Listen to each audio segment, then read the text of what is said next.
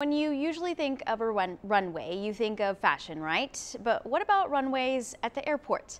This morning, members closed down one of their runways for hundreds of runners to take part in their first ever 5K.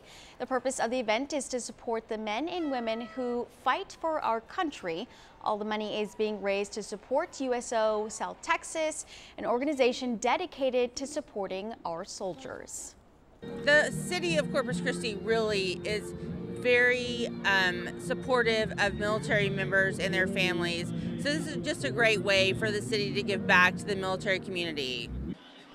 And for more information about USO, you can head over to our website and find information on how to support members of the military as well.